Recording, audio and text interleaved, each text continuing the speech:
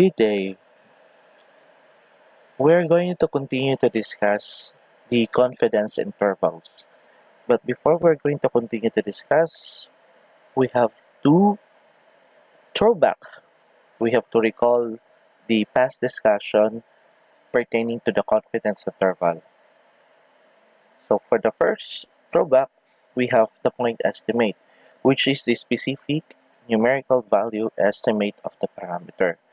So the best point estimate of the population mean mu is the sum in x bar. So if we are going to have the sample, the mean of the sample is our point estimate of the population mean. Second, an interval estimate is an interval or a range of values used to estimate the parameter. This estimate may or may not contain the value of the parameter being estimated. So the point estimate is the sample mean, but we could not easily point out that our point estimate is the population mean. Therefore, we are going to have a range or an interval which we are aiming that within that interval, the population mean is located. Another, the confidence level of an interval estimate of the parameter is the probability that the interval estimate will contain the parameter, assuming a large number of samples are selected and that the estimation process on the same parameter is repeated.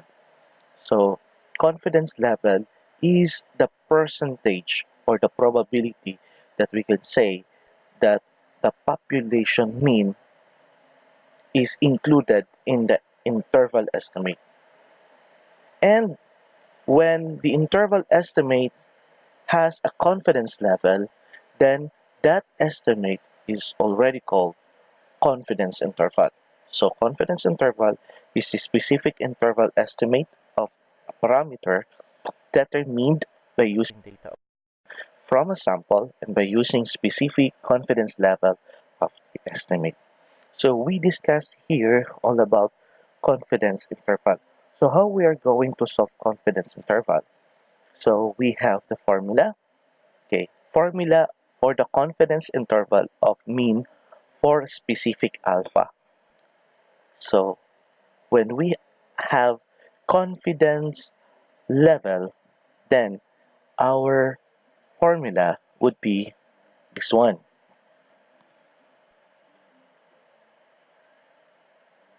Okay, our parameter, which is the population mean, is greater than our sample mean minus the z-score of the specific alpha divided by 2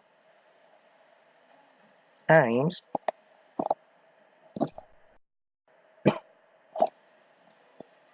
the quantity of the standard deviation of the population divided by the square root of the sample size, which is also less than the sample mean plus the z-score of the specific confidence level divided by 2 times the quantity of, we have the standard deviation of the population divided by the square root of the sample size.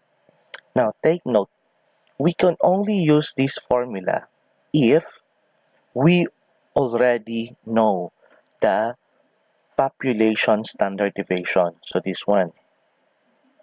Okay. Or we have also this one. We can use the formula if sample size is greater than 30. So when it's greater than 30, using the concept of the central limit theorem, the data is approaching to the normal distribution. Therefore, we can use the formula. And then if n is greater than 30, the population standard deviation will be represented by the sample standard deviation. So these are the concepts that we already discussed. However, as I mentioned earlier, that we can use this formula if the sample size is greater than 30, or we already know the population standard deviation. But what will happen if the number of sample size is less than 30 and we don't know the population standard deviation? If that will happen, then we're going to use the confidence interval of mean when the population standard deviation is unknown or n is less than 30.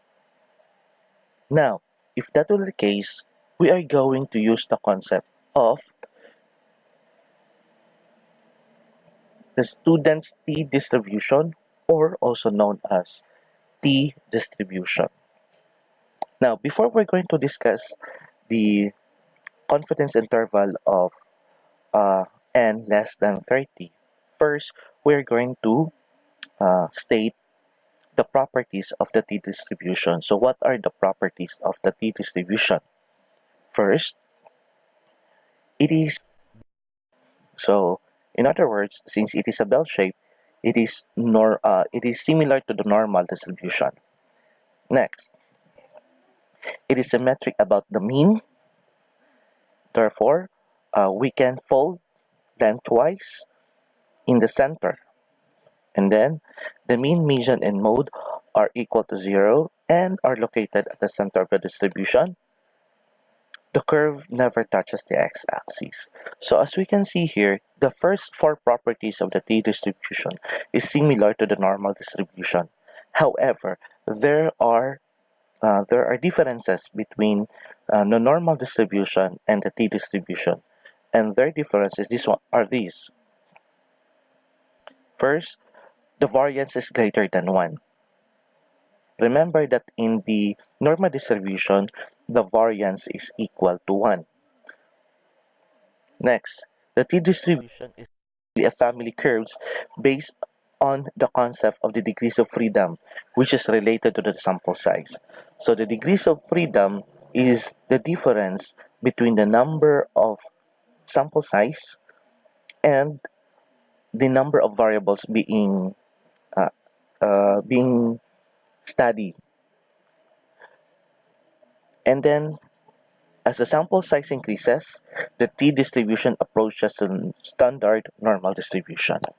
So, if the sample size is greater than or equal to 30, then the T-distribution will follow the normal distribution, which will now go to the Z distribution, or the normal distribution. Now, the formula for the specific confidence interval for the mean when population deviation is known and n is less than 30 is this one. So we have the parameter, the population mean is greater than the sample mean minus the t-score of the specific confidence interval divided by 2 multiplied by the quantity, the standard deviation, this one, the standard deviation of the sample divided by the square root of n, which is also less than of the sample mean plus the t-score of the specific confidence interval divided by 2 multiply again by the sample standard deviation divided by square root of n. As we can see here, it is similar to the formula that we had. Only that we have here the sample standard deviation, and the t-score, which is associated with the n less than 30. So for example, 10 randomly selected people were asked how long they slept at night. The mean time was 7.1 hours, and the standard deviation was 0.78 hour. Find the 95% confidence interval of the mean time. Assume the variable is normally distributed. Now, here, as we can see, 10 randomly selected people. Therefore, n is less than 30. Then, the data is normally distributed. We cannot use the z, but we can only use the t since it's less than 30. So, our n is equal to 10. So this one. The sample standard deviation is 0.78. The mean is equal to 7.1. And the degrees of freedom, so as I said earlier, that the degrees of freedom is the difference of the sample size and the number of variable being accounted. So since we only have one variable, therefore n minus 1 equals 9. The degrees of freedom is very essential in locating the t value. So how we are going to locate the t value? Given the table F, which is the t-distribution, first we are going to locate the degrees of freedom. So the degrees of freedom in our example is 9. So we have these degrees of freedom. Now, focus on the confidence intervals. So this one. Now, our confidence interval is 95%. The intersection between the degrees of freedom and the confidence interval is our t value. So here. So our t value is 2.262. So we are going to use that number. So our t value is 2.262. Now, the variables are already identified. We can now use our formula. Substitute the values of our variables in the formula. So this would be the substitution. The sample mean is 7.1. The t value is 2.62 from this value. Then the sample standard deviation is 0.78 divided by the square root of n, which is 10 from here. Okay, same process. Okay, now using your calculator, you can now solve the value of this portion. Okay, try with your calculator. Let's see if you get the same answer. You can pause the video.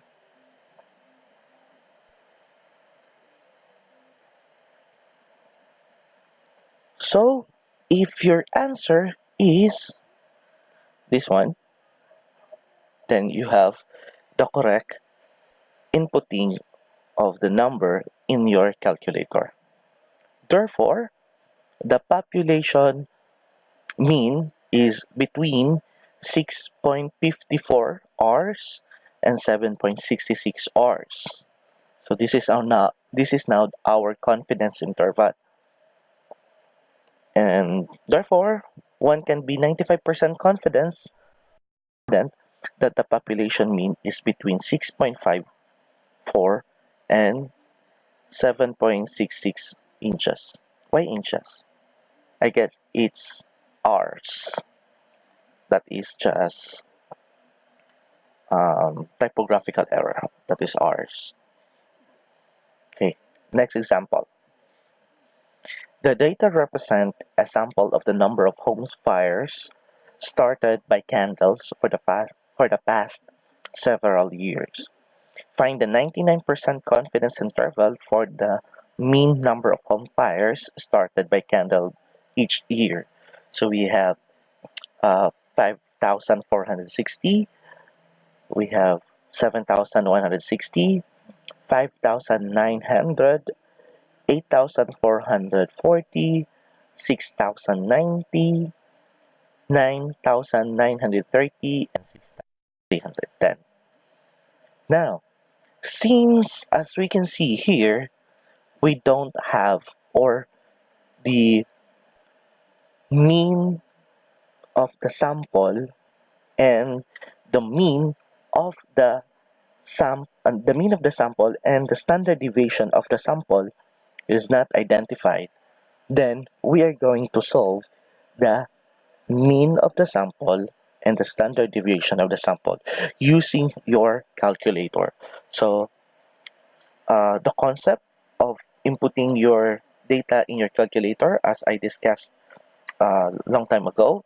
So you have your calculator, especially for Casio user, you have mode and SD. Okay, if you already input the mode SD, then you can now input the numbers individually. So you have 5460 M plus and 7160 M plus and so on. So do it for you to solve the mean of the sample and the standard deviation of the sample.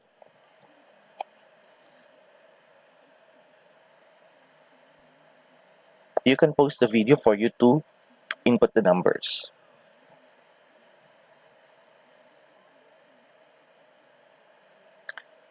Now, if you already input the number, then you can now have your the mean. So the sample size is 7. There are 7 numbers in the data. And the sample mean is, so you have shift S var, then look for the symbol bar. So the sample mean is 7041.42857. If you get the correct answer, then you input the correct data. And the standard deviation of the sample for some Casio user, that is n minus 1, to some that is sx. Okay, the sample standard deviation is this one, 1490.82363. And the degrees of freedom is 6, since there are 7 data, and we only have one variable being accounted by our example. Okay, so you have 7 minus 1. Let's go to your table for us to identify E. So the degrees of freedom is 6. And the percentage of confidence interval is 99%. Therefore, our T is 3.707. So our T is 3.707. Since we already now have the data or the values of the variables in the formula, you can input the data, the numbers of this one, the sample mean, the t-value, the standard deviation, and then we have of n, or sample size.